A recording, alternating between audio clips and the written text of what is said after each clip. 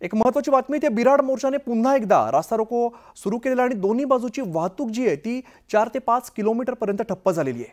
आदिवासी आश्रम शाळांमधील वर्ग 3च्या कर्मचाऱ्यांनी विविध मागण्यांसाठी नाशिकच्या आदिवासी आयुक्तालयावरती बिराड मोर्चा काढलेला आहे आणि आदिवासी आश्रम शाळेतील खासगीकरण करण्याबाबतचा काढण्यात आलेला शासन आदेश रद्द करावा अशी प्रमुख मागणी केली जाते।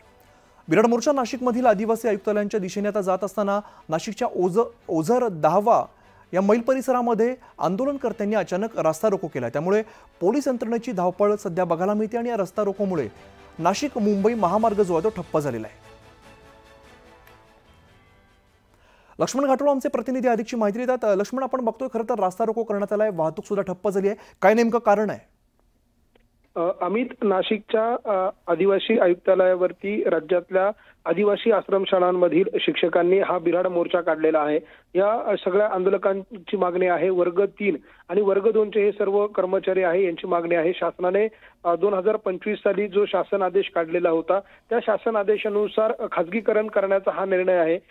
ज्या आदिवासी विभागाच्या आश्रमशाळा आहे त्या आश्रमशाळांमध्ये खासगीकरणाच्या माध्यमातून शिक्षकांची आणि कर्मचाऱ्यांची भरती करून त्या ठिकाणच्या शाळा चालवल्या जाव्यात अशा प्रकारचा तो शासन आदेश आहे आणि हाच शासन आदेश रद्द करावा अशा प्रकारची मागणी जी आहे ती या वर्ग 3 आणि वर्ग 2च्या कर्मचाऱ्यांची आहे आणि त्याच मागणीच्या अनुषंगाने या सगळ्या कर्मचाऱ्यांनी नाशिकमध्ये असलेलं राज्याचं जे आदिवासी आयुक्तालय आहे त्या आदिवासी आयुक्तालयावरती बिराड मोर्चा काढलेला होता।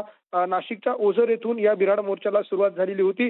सुरुवातीला नाशिकच्या 10 मैल परिसरात या आंदोलकांनी रास्ता रोको केला, त्यावेळेला मात्र ग्रामीण पोलिसांनी या आंदोलकांना पुढे काढून दिलं। त्यानंतर हे आंदोलक पुन्हा नाशिक आदिवासी आयुक्तालयाच्या दिशेने रवाना झालेले होते।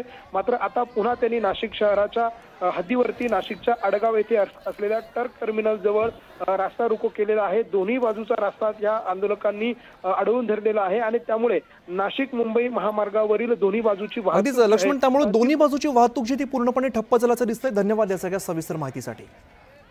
आणि आता एक नजर टाकूया क्षणाच्या महत्त्वाच्या बातम्यांवर। महत्त्वाच्या बातम्या प्रायोजक पुष्कराज रागी डिलाइट्स, महाराष्ट्राचं लाडकं आणि नंबर 1 नाचणी सत्व।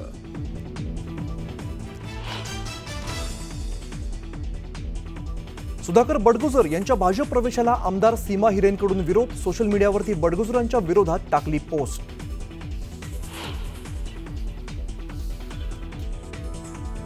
अमरावती जिल्हा मध्यवर्ती सहकारी बँकेच्या अध्यक्षपदावरून बच्चू कडू अपात्र, विभागीय सहनिबंधकांचा निर्णय, बच्चू कडू यांना मोठा दणका।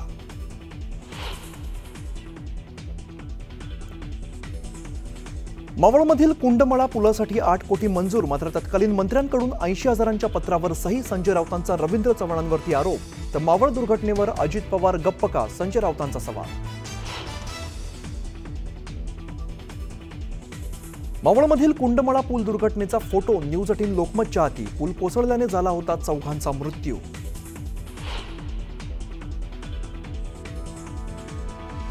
सिंधुदुर्ग कोल्हापूर दरम्यानच्या करुळ घाटात दरड कोसळली, रस्त्यावरती मोठ्या प्रमाणात मातीचा ढिगारा हटवण्याचं काम सुरू।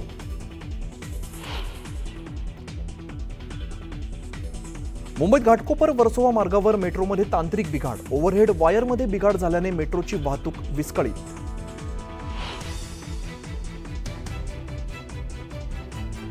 पुण्यात पीएमपीएलच्या दरवाढीचा मेट्रोला फायदा, दैनंदिन प्रवासी संख्येत झाली सरासरी 9,000ने वाढ।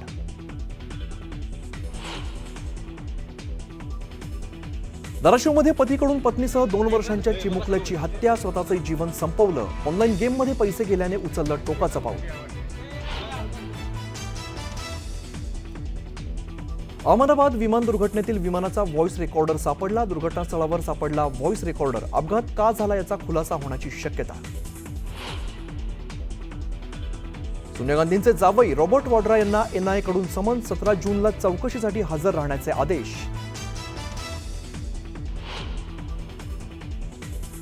जनगणनेबाबत केंद्र सरकारकडून अधिसूचना जारी, पहिल्यांदाच जातीनिहाय माहिती संकलित केली जाणार। 2027 मध्ये अत्याधुनिक डिजिटल उपकरणांद्वारे प्रक्रिया राबवणार, केंद्रीय गृहमंत्री अमित शहा यांची माहिती।